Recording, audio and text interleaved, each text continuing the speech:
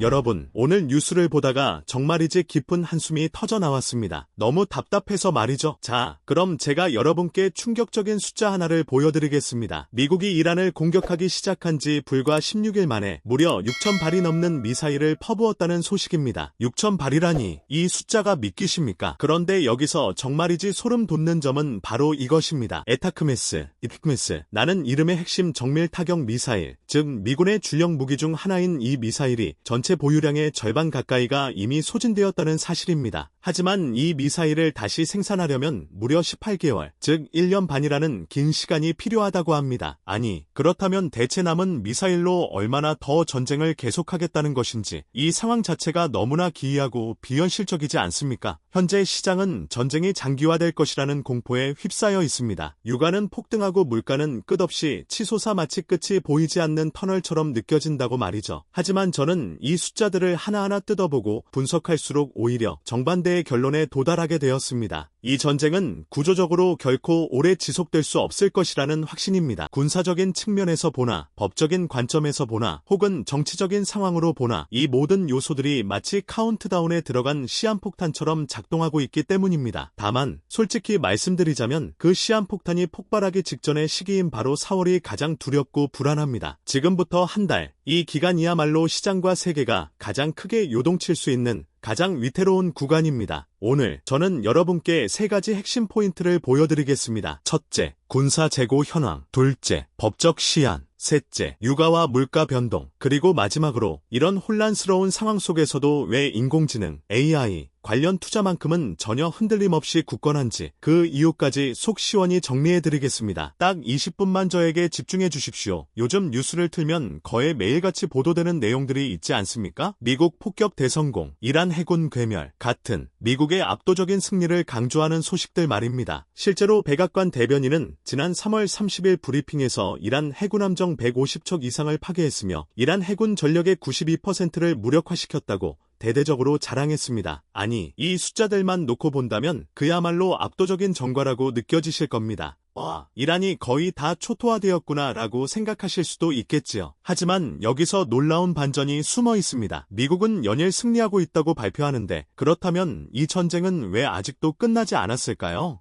이란 해군 전력의 92%를 괴멸시켰다고 하는데 왜 세계 물류의 핵심 통로인 호르무즈 해협은 여전히 봉쇄되어 있을까요? CBS 보도에 따르면 전쟁 개시 이후 호르무즈 해협을 지나는 선박 통행량이 무려 90%에서 95%까지 급감했다고 합니다. 이는 사실상 그 어떤 선박도 이 해협을 통과하지 못하고 있다는 의미입니다. 과연 그 이유는 무엇일까요? 이란은 대규모 해군 함정으로 해협을 막고 있는 것이 아닙니다. 대신 미사일과 기뢰 그리고 소형 보트들을 활용하여 이 해협을 봉쇄하고 있는 것입니다. 솔직히 말해 이란 함정 150척을 파괴했다는 사실을 폄하할 수는 없습니다. 하지만 정작 핵심 중의 핵심인 해협 통제권은 여전히 이란의 수중에 있다는 것입니다. 겉으로는 미국이 승리하고 있는 것처럼 보이지만 실상은 전혀 다른 그야말로 허울뿐인 승리에 불과한 상황인 것이죠. 그리고 더 나아가 정말 심각한 문제는 따로 있습니다. 바로 미국의 탄약 재고 현황입니다. 앞서 말씀드렸듯이 전쟁 개시 16일 만에 6,000발 이상의 미사일이 소진되었습니다. 크랑카인 뉴스가 3월 27일에 보도한 이 내용을 접하고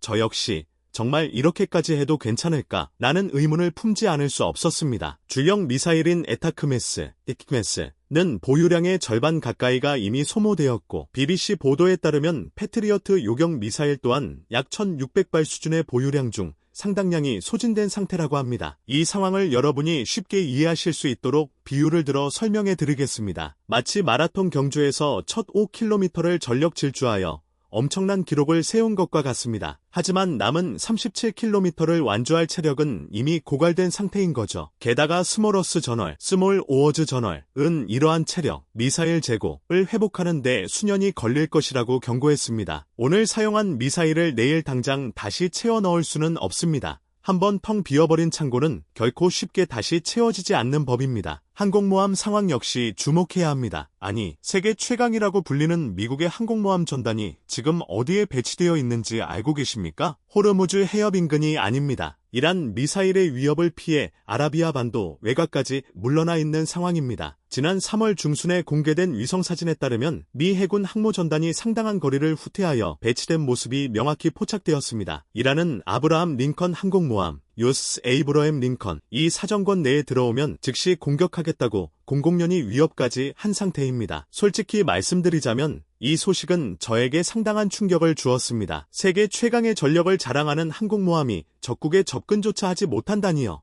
그렇다면 지상전 상황은 어떨까요? RT 보도에 따르면 트럼프 대통령은 82공 수사단이나 해병대 병력 투입을 고심 중이라고 합니다. 잠깐만요. 여기서 현실적인 점검을 한번 해보겠습니다. 이라크 전쟁 당시 미국은 항공모함 6척과 20만 명에 달하는 지상군 병력을 투입했습니다. 그런데도 이라크의 수도 바그다드를 함락시키기까지 3주라는 시간이 걸렸습니다. 이란은 어떻습니까? 이라크 면적의 무려 4배에 달하며 인구 또한 8천만 명이 넘습니다. 항공모함은 접근조차 못하고 핵심 미사일은 바닥나고 있는 판에 고작 수천 명의 공수부대 병력을 투입해서 무엇을 어떻게 하겠다는 것인지 군사적으로 도저히 말이 되지 않는 상황이 아닙니까? 정리하자면 이렇습니다. 공중전에서는 분명 어느 정도의 성과를 거두었습니다. 하지만 전쟁을 종결시킬 결정적인 타격을 가할 수 있는 수단들은 놀랍도록 빠른 속도로 소멸하고 있는 중입니다. 그런데요. 지금 이 순간 무기보다 더 무서운 것이 하나 있습니다. 바로 시계입니다. 현재 미국 내부에서는 하나의 거대한 시한폭탄이 시시각각 작동하고 있기 때문입니다. 자, 지금부터 말씀드릴 내용이 바로 이 사태의 진짜 핵심입니다. 미국에는 전쟁 권한법, 오어 파워즈 액트이라는 법이 있습니다. 1973년에 제정된 이 법에 대해 제가 쉽게 설명해 드리겠습니다. 대통령은 의회의 사전 승인 없이도 군대를 파병할 수 있습니다. 하지만 이는 무한정 허용되는 것이 아닙니다. 파병 후 60일 이내에 의회의 승인을 받아야 하며 만약 승인을 받지 못할 경우 30일 이내에 군대를 철수시켜야 합니다. 즉, 최대 90일이라는 기간이 법으로 정해져 있는 것입니다. 자, 그럼 이제 계산기를 한번 두드려 보겠습니다. 전쟁 개시일은 2월 28일이었습니다. 여기에 60일을 더하면 4월 29일이 됩니다. 이 날짜가 바로 첫 번째 법적 데드라인입니다. 만약 이때 의회가 승인을 해주지 않는다면 다시 30일 이내에 군대를 철수시켜야 하므로 최종 시한은 5월 29일이 되는 것입니다. 아니, 그런데 이 날짜가 이제 딱 2달도 채 남지 않은 시점입니다. 놀랍게도 이 중요한 사실을 아는 사람이 의외로 많지 않더군요. 그렇다면 과연 미국 의회는 이 전쟁을 승인해 줄까요? 이미 이에 대한 투표 결과가 나왔습니다. 지난 3월 초 상원과 하원 모두에서 전쟁 권한 결의안에 대한 투표가 진행되었습니다. 그 결과는 다음과 같았습니다. 상원에서는 53대 47로 부결, 하원에서는 219대 212로 부결되었습니다. 언뜻 보면 트럼프 대통령이 결의안을 막아 승리한 것처럼 보일 수 있습니다. 하지만 이 숫자를 좀 더 자세히 뜯어보면 이야기는 완전히 달라집니다. 하원의 표차는 겨우 7표에 불과합니다. 단 7표 차이였습니다. 이는 곧 공화당 내부에서도 이 전쟁에 반대표를 던진 의원들이 있었다는 것을 의미합니다. 심지어 자신들의 당 소속 대통령이 시작한 전쟁임에도 불구하고 이것은 옳지 않다고 판단하여 이탈한 의원들이 나왔다는 충격적인 사실입니다. 지금은 간신히 막았다고는 하지만 만약 전쟁이 장기화되고 유가가 더욱 치솟으며 대통령의 지지율이 더 하락한다면 이 7표 차이는 언제든지 뒤집힐 수 있는 시간 문제일 뿐입니다. 법률 전문 매체인 로페어 역시 트럼프 정부가 의회의 침묵을 묵시적 승인으로 해석하려는 시도는 헌법적으로 전혀 통하지 않을 것이라고 단호하게 지적했습니다. 그런데 솔직히 말씀드리자면 저는 이것보다 더 우려되는 점이 있습니다. 아니, 우려를 넘어선 그야말로 어이없는 상황이라고 할 수 있는데요. 바로 정치적 역풍입니다. 로이터 통신이 3월 24일에 발표한 여론조사에 따르면 트럼프 대통령의 지지율은 36%를 기록하며 취임 이후 역대 최저치를 경신했습니다.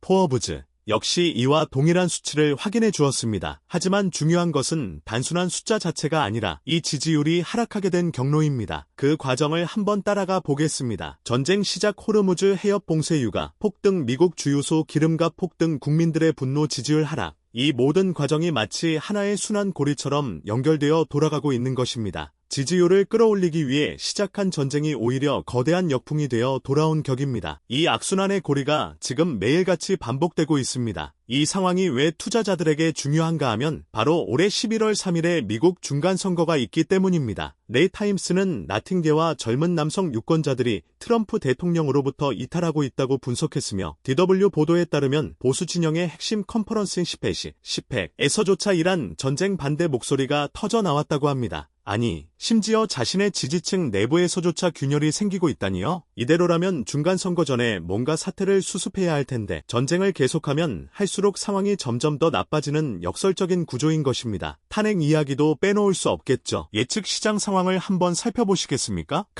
캘시에서는 트럼프 대통령의 탄핵 확률이 69%까지 치솟았고 폴리마켓, 팔리마어키트에서도 46%를 기록했습니다. 아니, 이 숫자들을 보고 저 역시 적잖이 놀랐습니다. 물론 탄핵은 하원의 기소 절차일 뿐이며 실제로 대통령이 파면되려면 상원에서 3분의 2 이상의 찬성이 필요하기 때문에 현실적으로 대통령이 자리에서 물러나는 것은 어렵습니다. 하지만 이 베팅 숫자들은 무엇을 의미할까요? 바로 시장의 정치적 불확실성이 상상을 초월할 정도로 엄청나게 얹어 있다는 사실입니다. 실제로 탄핵이 이루어지든 아니든 이 불확실성 그 자체가 투자 심리를 짓누르고 있는 것입니다. 종합하자면 이렇습니다. 4월 29일이라는 법적 시한이 다가올수록 의회의 압박은 더욱 거세지고 있고 대통령의 지지율은 바닥을 뚫고 추락하고 있으며 심지어 자신의 지지층 내부에서도 반발의 목소리가 터져 나오고 있습니다. 이 세 가지 압박이 동시에 목을 조여오는 이러한 구조 속에서 전쟁을 계속해서 연장하는 것은 정치적으로 불가능에 가깝습니다. 자,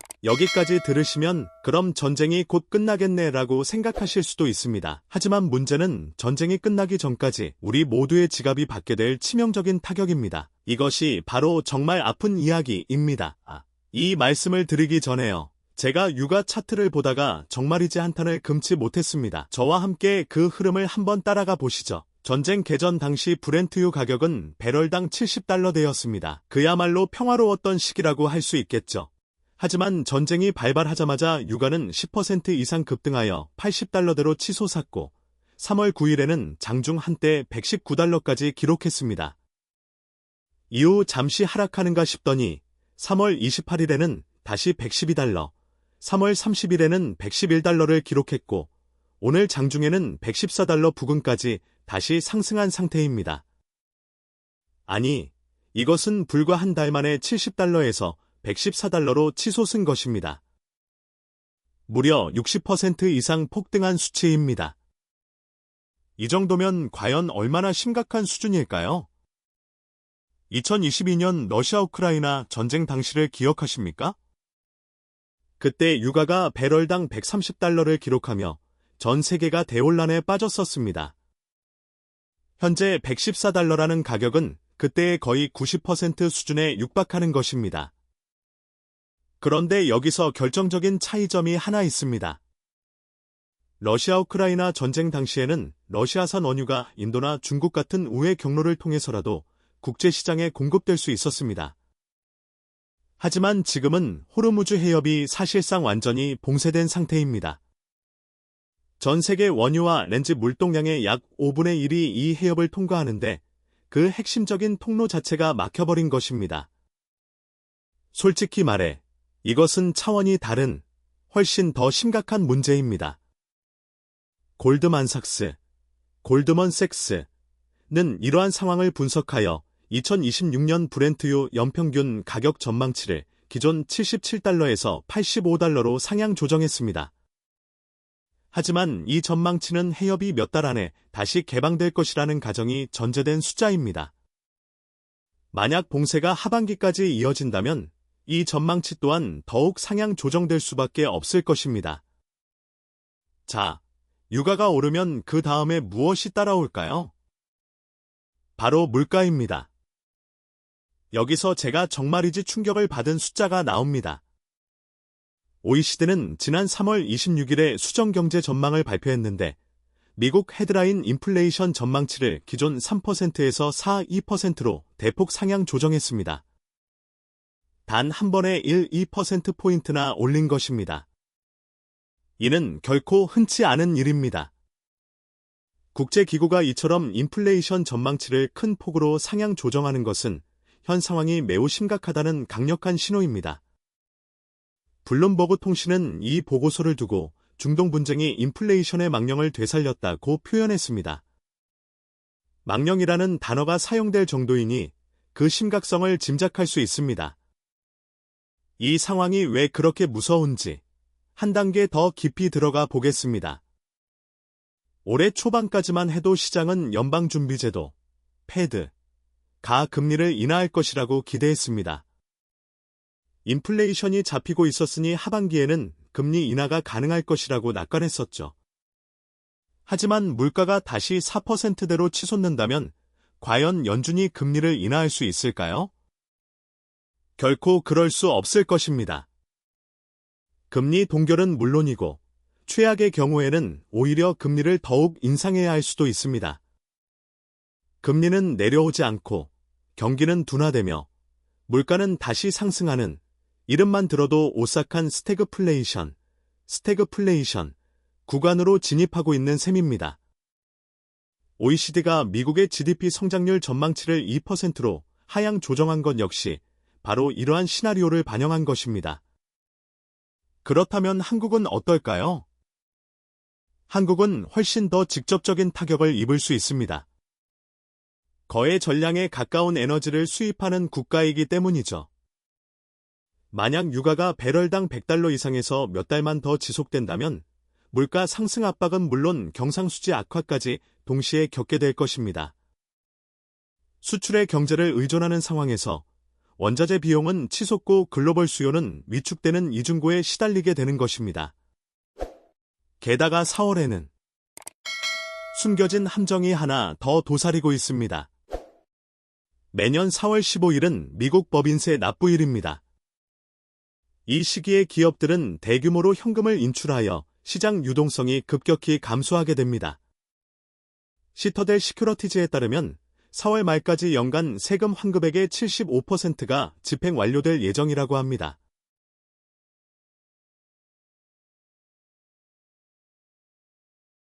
이처럼 막대한 자금이 시장에서 빠져나가는 시점에 전쟁으로 인한 변동성까지 겹친다면 4월이 정말 고비구나 라는 말이 괜히 나오는 것이 아님을 알 수 있습니다.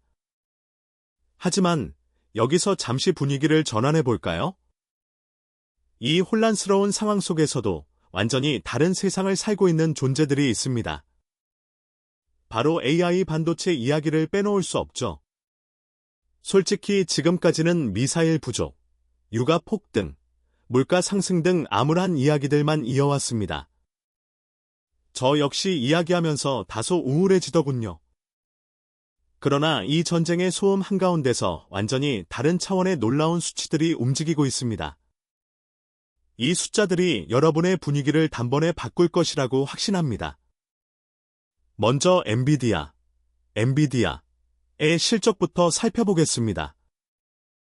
올해 1월에 마감된 회계연도 기준으로 엔비디아의 연간 매출은 2,299억 달러를 기록하며 전년 대비 65%라는 경이로운 성장을 달성했습니다. 4분기 매출만 따로 떼어놓고 보면 681억 달러에 달하는데 이는 전년 동기 대비 무려 73%나 급증한 수치입니다. 시장 예상치를 가뿐하게 뛰어넘는 실적을 보여주었죠. 전쟁 발발 직전에 발표된 실적이라고는 믿기지 않는 엄청난 수치입니다. 그런데 여기서 놀라운 반전이 있습니다. 정말 소름 돋는 부분은 단순한 실적 수치가 아닙니다. 바로 수주잔고에 있습니다. 지난 3월 중순 GTC 컨퍼런스에서 젠슨 황, CEO는 블랙회과 베러 루빈, 칩에 대한 주문이 2027년까지 최소 1조 달러에 이를 것이라고 발표했습니다. 이 소식을 듣고 저 역시 실소를 금할 수 없었습니다. 무려 1조 달러라니요.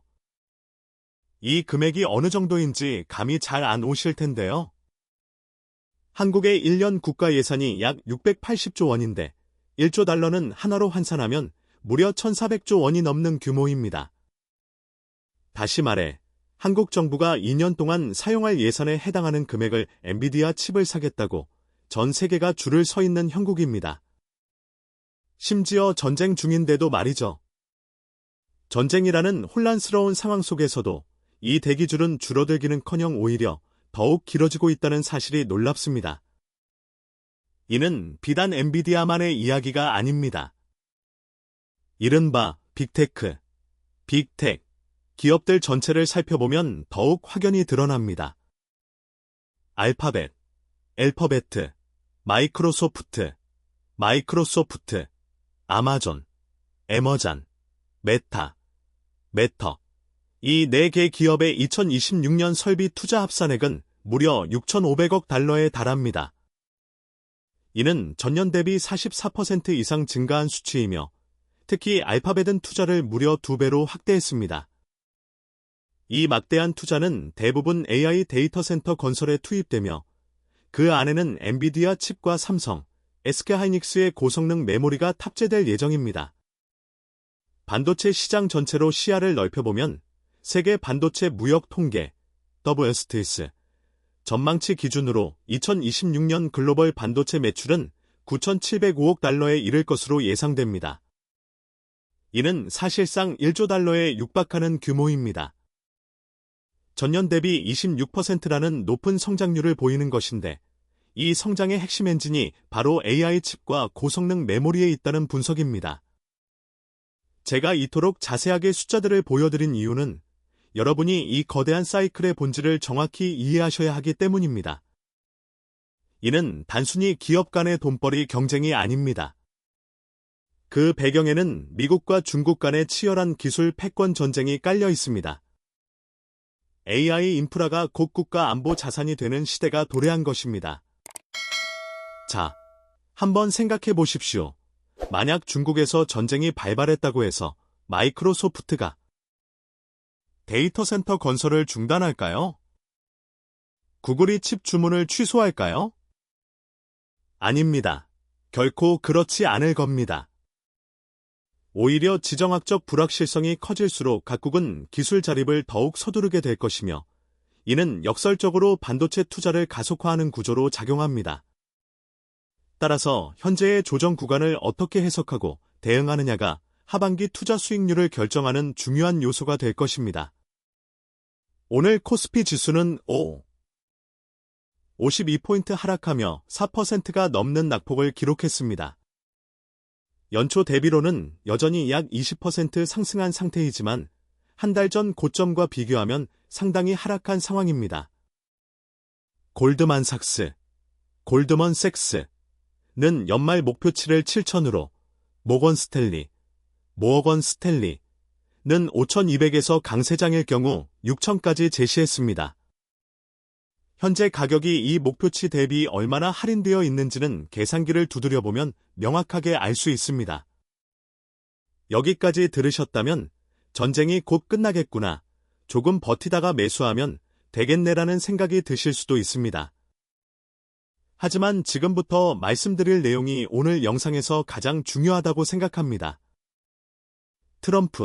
트럼프는 워낙 예측 불가능한 인물이기 때문에 하나의 시나리오를 그려보고자 합니다. 트럼프가 의회를 설득하든 아니면 아예 전쟁 권한법을 무시하고 강행하든 어떤 식으로든 지상군까지 투입하여 전면전으로 확대되는 상황을 가정해봅시다. 이 경우 호르무즈 해협 봉쇄가 수개월 이상 장기화되면서 브렌트 크루드 가격이 배럴당 150달러를 돌파할 수 있습니다. 미국의 인플레이션이 5%를 넘어선다면 연방준비제도, 패드는 금리 인하 계획을 완전히 철회해야 할 것입니다. 하지만 이것으로 끝이 아닙니다. 이때 가장 먼저 타격을 입고 무너지는 곳은 에너지 수입 의존도가 높은 국가의 항공, 운송, 화학 업종이 될 것입니다. 막대한 원자재 비용을 감당할 수 없기 때문입니다. 현재 한국의 항공주나 화학주를 보유하고 계신 분들은 이러한 시나리오에서 가장 취약한 포지션에 놓이게 됩니다. 반대로 에너지 자급이 가능한 미국의 정유주나 방산주는 오히려 수혜를 입을 수 있습니다. 따라서 만약 이러한 비시나리오로 상황이 전개될 조짐이 보인다면 포트폴리오를 전면적으로 재편해야 합니다. 그때 가서 움직이려고 한다면 이미 늦을 것입니다. 물론 저는 이 시나리오의 확률이 높다고 보지는 않습니다. 앞서 20분 동안 말씀드렸듯이 미사일 재고는 바닥을 드러내고 있으며 법적 시한은 4월 29일로 다가오고 있고 지지율은 36%에 불과하며 심지어 자신의 당에서도 반란이 나오는 상황입니다. 이 세 가지 올가미가 동시에 조여오는 구조 속에서 전쟁을 반년 넘게 끌고 간다는 것은 솔직히 상상하기 어렵습니다. 다만 투자는 확률이 낮은 시나리오가 현실화되었을 때 나의 자산이 이를 감당할 수 있는지 미리 점검하는 게임과 같습니다. 따라서 4월에는 공격적인 투자보다는 수비가 정답이라고 할 수 있습니다. 특히 중소형주 비중이 높으신 분들은 매일 바뀌는 헤드라인에 일희일비하며 움직이면 스텝이 꼬일 수 있습니다. 오히려 가만히 있는 것이 수익을 지키는 길입니다. 자, 제가 처음에 무엇이라고 말씀드렸습니까? 탄약은 고갈되고 있는데 과연 얼마나 더 싸울 수 있겠는가? 라고 물었습니다. 이제 답이 나왔습니다. 올해는 더 이상 싸우기 어렵습니다. 현재의 구조가 이를 허락하지 않습니다. 하지만 그 구조가 최종 결론을 내리기까지 4월 한 달이 가장 험난한 고비가 될 것입니다. 단 하나의 날짜만 기억하고 가십시오. 4월 29일, 이 날을 전후로 전쟁의 방향이 바뀌든 끝나든 분명 어떤 움직임이 나타날 수밖에 없습니다. 그 순간, 미리 준비된 사람과 그렇지 못한 사람의 차이는 여러분이 생각하는 것보다 훨씬 더 클 것입니다. 여러분, 오늘 우리가 함께 살펴본 수많은 데이터와 숨겨진 진실들이 말해주는 단 하나의 교훈은 명확합니다. 겉으로 드러난 화려한 승전보나 자극적인 뉴스, 헤드라인에 결코 흔들려서는 안 된다는 것입니다. 진짜 위기는 대중이 환호할 때 소리 없이 다가오며 진짜 기회는 모두가 공포에 질려 도망칠 때 조용히 싹을 틔웁니다. 4월 29일이라는 운명의 법적 데드라인이 다가오고 있습니다. 총알과 미사일이 바닥나고 치솟는 유가와 물가가 전 세계 경제의 목을 조여오는 이 거대한 혼란 속에서 우리의 소중한 자산을 지키기 위해서는 그 어느 때보다 냉철한 이성과 철저한 방어 전략이 필요합니다.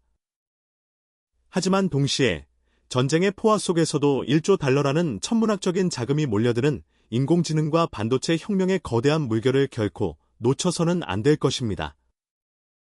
위기와 기회가 극단적으로 공존하는 지금, 여러분의 계좌를 지키고 더 큰 부를 창출하고 싶으시다면 저희 현실 경제 채널과 끝까지 함께해 주십시오.